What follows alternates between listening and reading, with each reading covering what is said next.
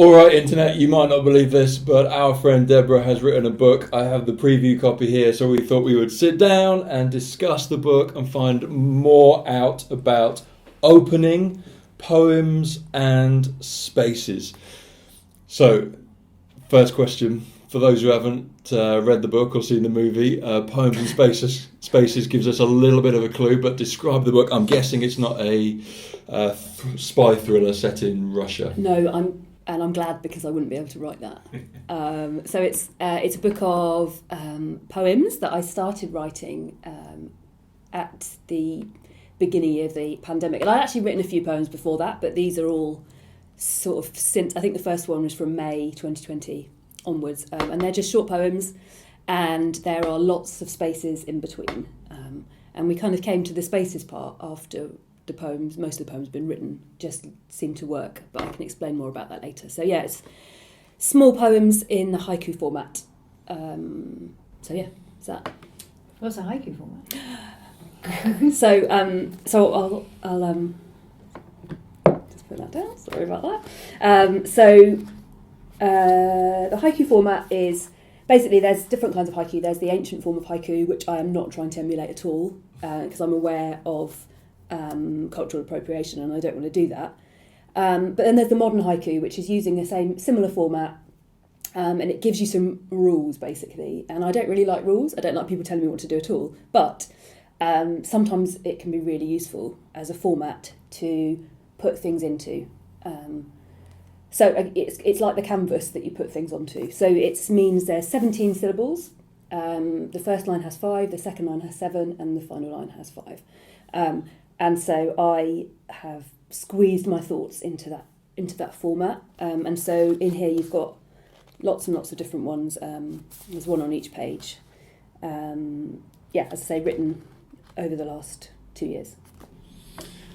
2-year project to get to this point. You've got to start on a particular day, though, and on that particular day, if you can remember, like, what was your hope for this? What was your hope for the book, for the project? Okay, so I didn't write the first year's worth thinking about a project. I just wrote these. I sort of came familiar with the format probably just over 2 years ago via a writer that I really admire called Laurie Hettin. Angie and I have both been fans of her for a while, and it just made sense for me to have a go at that. And so I was just having a go at that, just generally by myself, on my own, just kind of to make sense of things, to have fun, have a bit of a play, like it was just for fun really. And then kind of got to the end of 2020, and I hadn't realised how many of those that I'd written over the months as we were in lockdown or we were looking at the news or whatever. There was lots of different ones that I'd written. And so I think it became a project then when I realised how many I'd already written. And then it wasn't until this last spring in 2021 that we realised we could put them into a book. And then I wrote a lot more over this last summer with kind of more of a focus. So, I'm not sure if that answers your question. So the sort of started off, we started talking about a pamphlet back in last winter that we might do, and then it's just kind of snowballed into a book. And part of the reason it looks so much like a book is that there is a heck of a lot of space in there. But as I say, there's more than I originally set out. I didn't really set out to write a poetry book at all, because I've never really written poems before this. I always wrote, sorry. You came from 6, you used to write those. Yes, that's true. Stories. I used to write 6-word stories, so that was, again, a friend suggested that to me as an idea, and I was like, 6 words? I can't write a story in 6 words, and of course, I fell in love with the idea of it. There are 1 or 2 bits in here that are probably about 6 words, and I love the idea of squeezing a big idea into a tiny space, because I think in our world, or maybe in things I've read, we waffle on and on and on and on, and copywriters out there will know this, that people think they can write their own website and they think they can write their own book, or they think they can write their own memoir, and they can, but it's long, it's too long, and it's that's why you. And I'm saying this because my sister's a copywriter. That's why you need to employ a copywriter, because they can cut things down. I mean, if you're looking at a website, you need to just get the main the bones of what you're trying to explain out there. So I really I've always liked making things smaller and smaller and smaller. And so I started off in short stories. That's what I was trained. That's what I studied at university, was to write short stories. basically my work's just got smaller and smaller and smaller and smaller and smaller. Well, now it's getting longer and longer and longer. You've gone up from 6 words. This is long form. Yeah, that's right. Yeah. I think, was it Winston Churchill who said something like, in a letter, he started off by saying, apologies for the length of this letter, but I don't have time to write a short one. Yeah. Because the whole editing process and the clarifying. And so these, I'm imagining, are incredibly concentrated thoughts or ideas or reactions to what was going on over, let's be honest, quite a couple of years. What emotions are in there? There's a lot.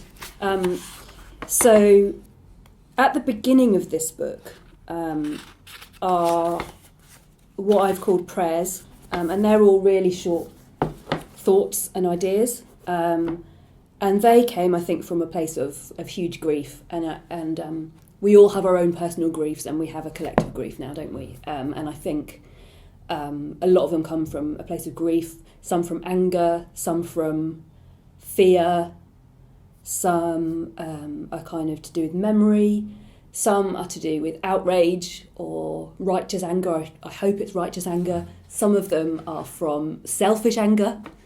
Some of them are, well, all sorts of things, and those all sound like negative things, and I think that's okay. Like, that's what it's been, isn't it? I mean, some of them, I think there's some joy in some of them. I hope there are. You'll find out. But yeah, so there's a lot in there that's. There was we've had obviously COVID pandemic and worldwide shutdown. Black Lives Matters took off as a movement, and many of us became aware of privilege. We had a transition of government in America. We've had all kinds of government things going on here. So what I love about these is you've done an amazing job of giving words to some of the things I feel which I haven't been able to give words to. That, like you say, that collective grief, which feels new to us. We haven't had that as a society before, maybe. Like, we might have had it, like you say, as individuals and families, but now what do we do with this rage or this grief or this lack of clarity? And so I think you've done an amazing job of distilling some of those thoughts into words. Yeah. Those words are surrounded by a lot of white space on the page. Why? So that wasn't. It actually wasn't even really my idea. It was just how it turned out.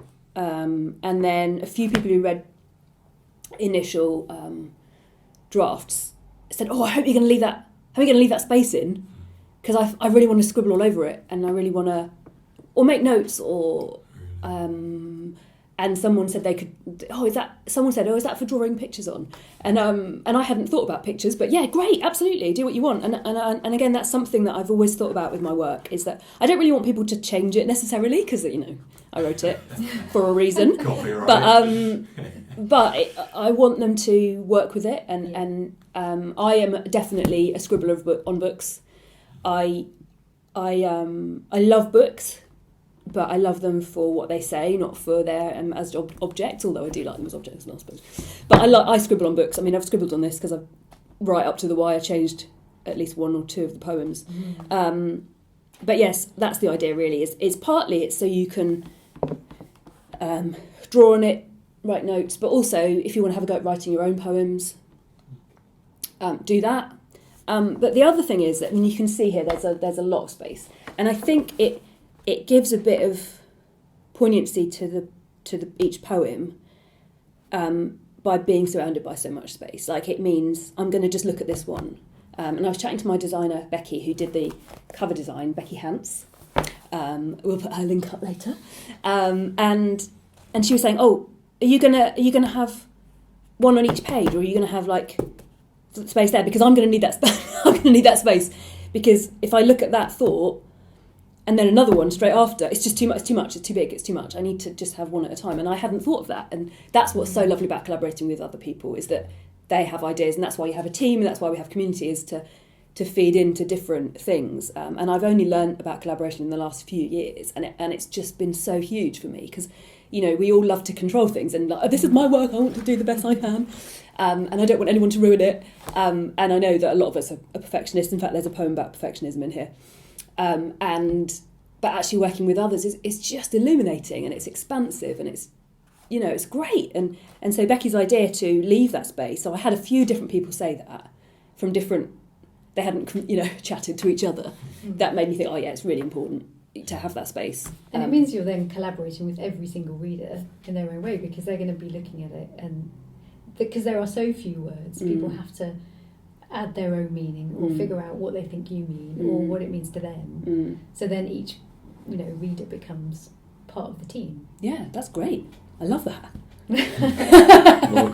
Welcome to the team, everyone. yeah. Well, it's that format that you spoke about, and it's not a recipe, is it? It's not bullet points, and it's not complete in a sense. I'm invited into that space to complete it, to make sense of it for me, to find out how I interact with that word that you've written, but also the ones that refer to events or to emotions or to Bible stories. I can enter into those because of the space that I'm invited to. You haven't finished it all and dotted all the I's for me. Yeah, I was going to ask how you know when it's finished, but maybe I sometimes don't.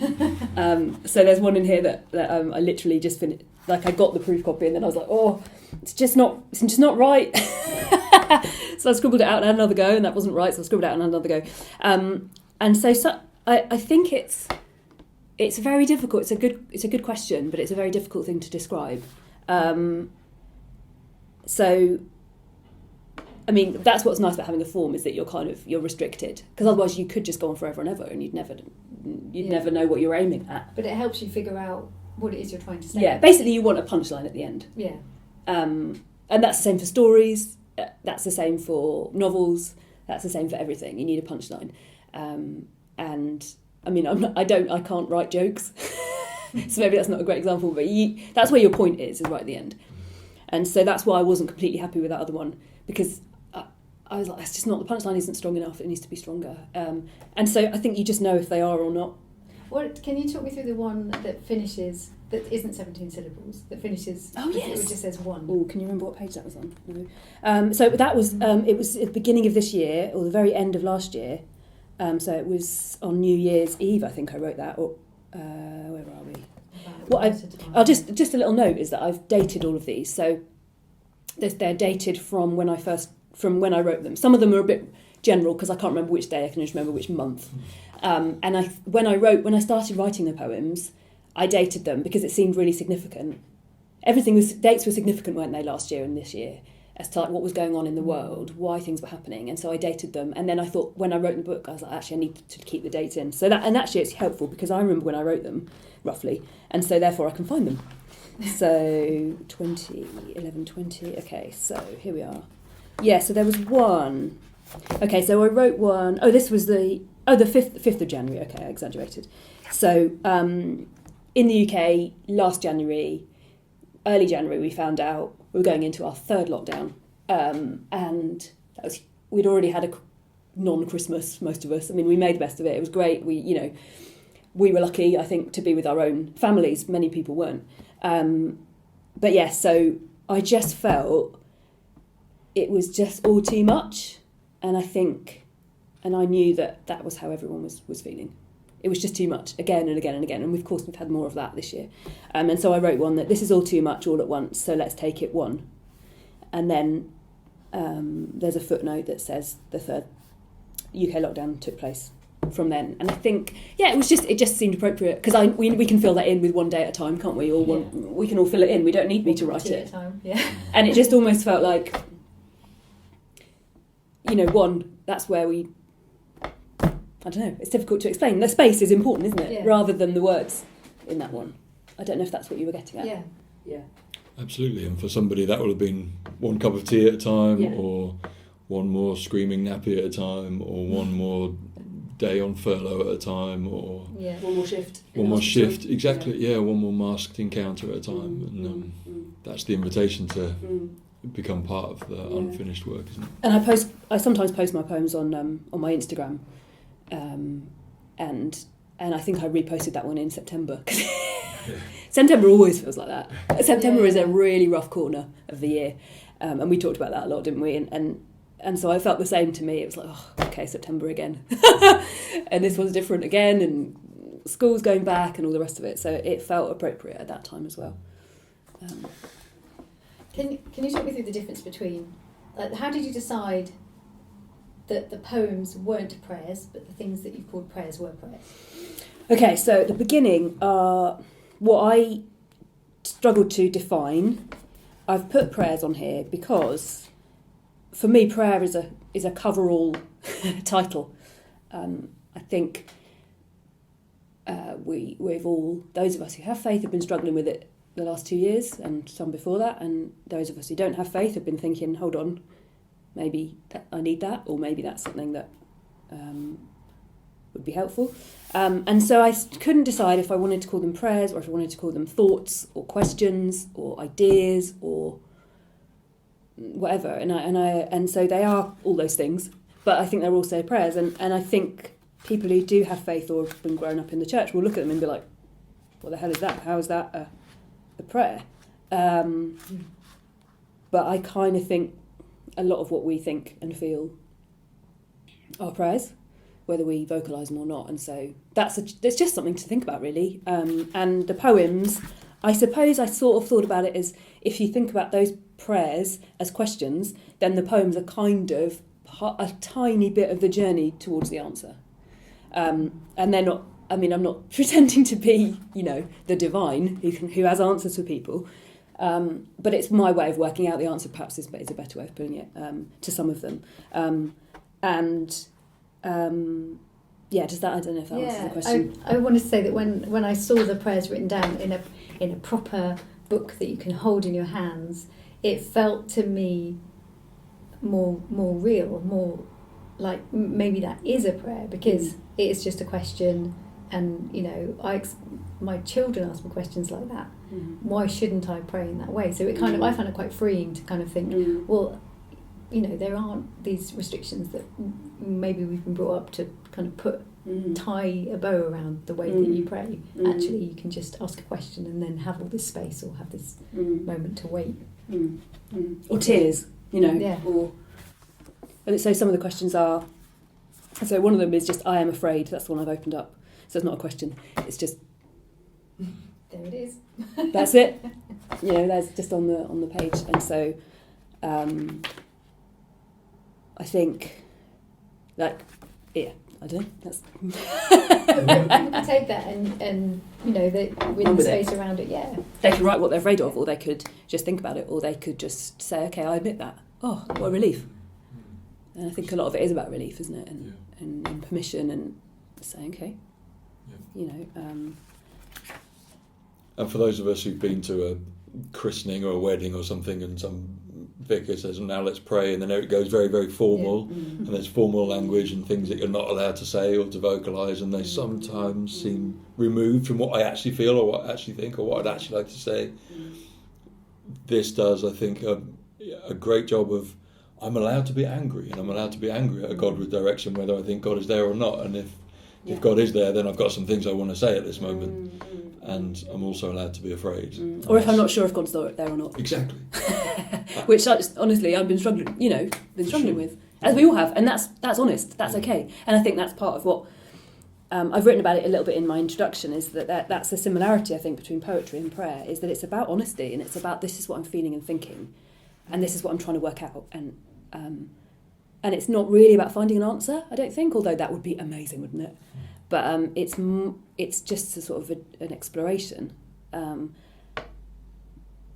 reaching out and trying to pinpoint a mystery. And you can read the introduction and you'll find out what I meant by that. But So the thing I think is really useful about poems being in such a short form, there's just little thoughts and little ideas that you can sit and reflect with, is that they pop into your head at moments in your life, like with the Laurie Hettin book that I think we've both got, that we've been kind of looking at. Things will just pop in, and they were just little snippets of a thought that somebody else had, but it's relevant to me in this particular moment we're in. And you've put some footnotes in some of yours that describe a little bit more about where they come from, which is really useful, because then it gives me an insight into your world. So have you done that on all of them? Not everyone has a footnote. So there's one, and I was talking about September, and there was one I wrote this last August, which is about the murky middle. And I put a little asterisk and a footnote with that, just saying the restrictions lifted in the UK officially in June, but COVID-19 is still ongoing. Because I couldn't understand why I was just feeling still so much. When I was on holiday in August, I was like, oh, I'm just really still feeling. And then I just was like, oh, we're still in the middle of this. This is not going away in a hurry, you know. Yeah, And I can't remember the whole poem, sorry, but like the murky middle bit, just that. Enough, just that phrase yeah. was enough, because it keeps coming up, because it's a really useful way of describing where we are. Because obviously there's the expression messy middle, and that's what I wrote first of all, and then I changed it to murky, because murky is much more about the unknown, isn't it? Yeah. So the choice of words obviously is I'm a little bit over concerned about, but that was why that changed. And the footnotes, a lot of the poems have got footnotes, so there are some here that are inspired by stories from the Bible. Mostly from the New Testament, so they're all kind of conversations between Christ and other people, humans like us. And then there are others that are inspired by things I've read. So I've read lots of books over the last couple of years, as I had, there was a time to do that. And so, for example, here's one, and I've put a little footnote to a toolkit for modern life written by Dr. Emma Hepburn, which is about looking after our mental health, because we all have mental health, and it's about how to look after that. And this one was me reflecting on my own current mental health, with thinking back to why it is like it is. And so so I've got little footnotes there. So, and then in the back of the book I've got a list of further reading, and there's a list of books, and then there's a list of Instagram handles of people that I have learnt from. And if I'd wanted to write further reading for my whole life, this would have been a very, very long list.